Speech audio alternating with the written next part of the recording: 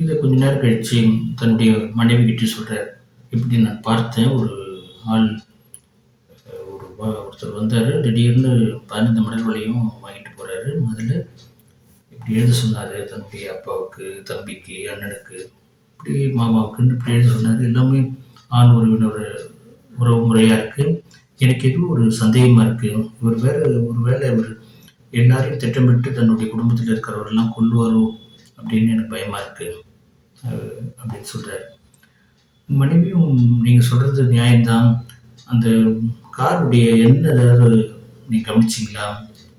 இல்லையே, நான் கவனிக்கல. ஆனால் அது அடையாளம் தெரியும் எனக்கு அப்படின்னு சொல்லிட்டு, நம்ம எதற்கும் நம்மளுடைய நண்பர் இருக்காரு, காவல்துறை அதிகாரி, அவரை கூப்பிட்டு கேட்கலாமா அப்படின்னு. அது நல்ல யோசனை தான்.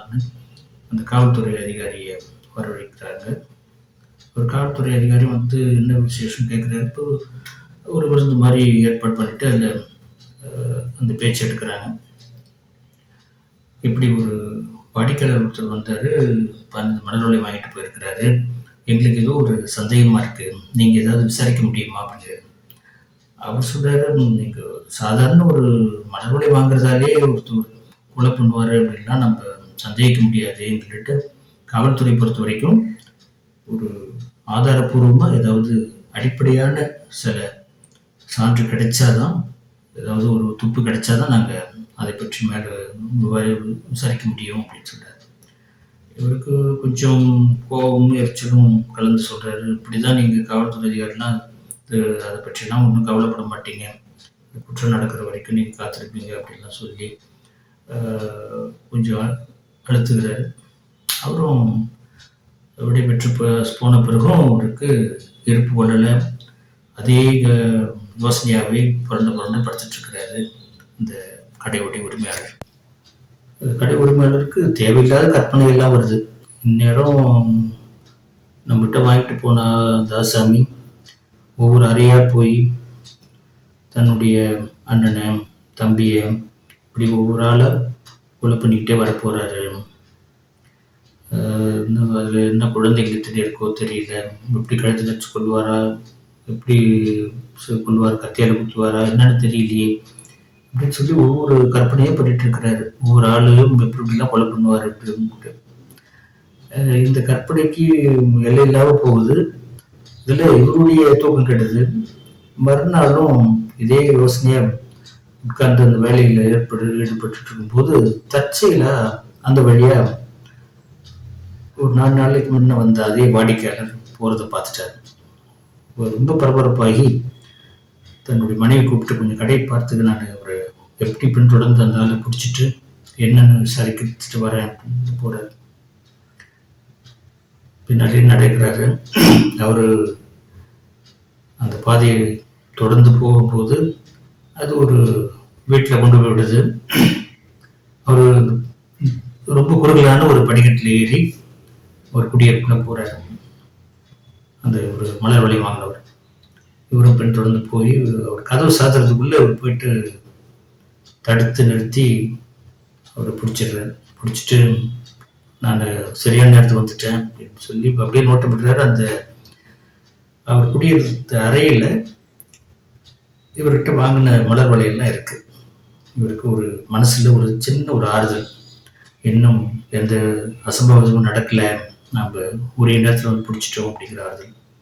சரியான நேரத்தில் தான் வந்திருக்கிறேன், நீங்கள் எனக்கு தெரியும் நீங்கள் எதுக்கு வாங்கினீங்கன்ட்டு, என்ன கொலை செய்யறதுக்கு தானே வாங்கினீங்க, எல்லாம் நான் காவல் அதிகாரிகிட்டையும் சொல்லிட்டேன், இந்த மாதிரி நீங்கள் என்கிட்ட தப்ப முடியாது அப்படின்னு ஒரு மிரட்டுற துணையிலேயே அவர்கிட்ட பேசிட்டு இருக்கிறாரு.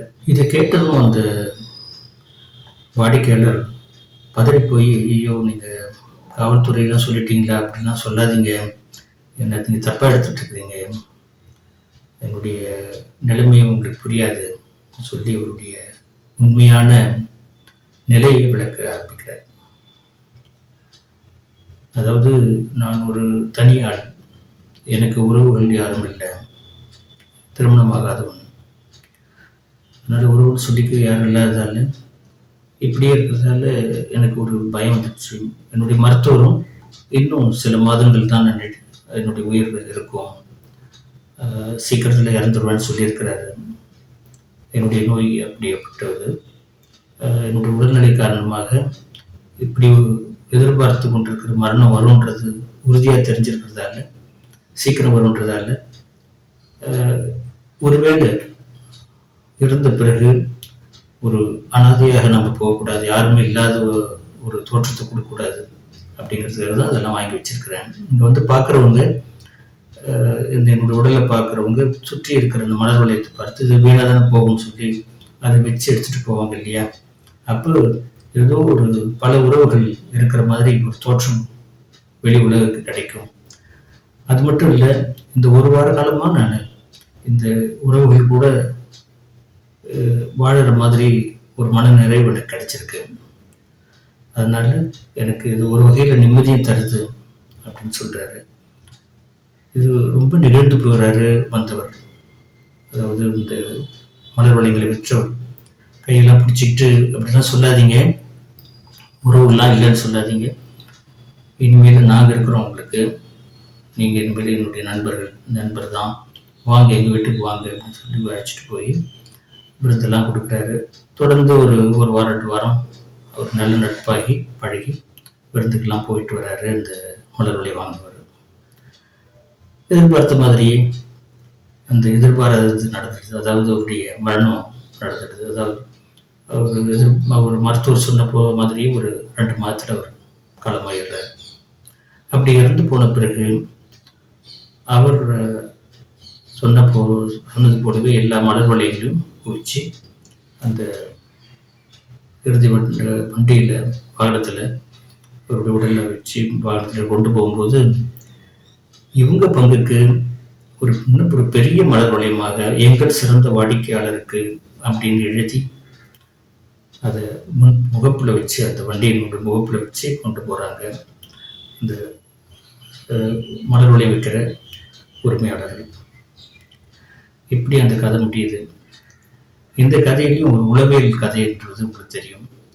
எப்படி நம்மளுடைய உறவுகளுக்காக ஏங்கும், தனிமையில் வசிக்கிற ஒருத்தர் உறவுகளுக்காக எப்படிலாம் ஏங்குறாரு, எப்படி அந்த கடைசியில் அவருக்கு ஒரு உறவு வந்து வாய்க்குது கடைசி நேரத்தில், அது இறுதி யாத்திரை வரைக்கும் எப்படி தொடருது அப்படிங்கிறது ஒரு நெகிழ்ச்சியான ஒரு முடிவோடு ஆதித்திரையாளர் சொல்லியிருப்பார். நன்றி.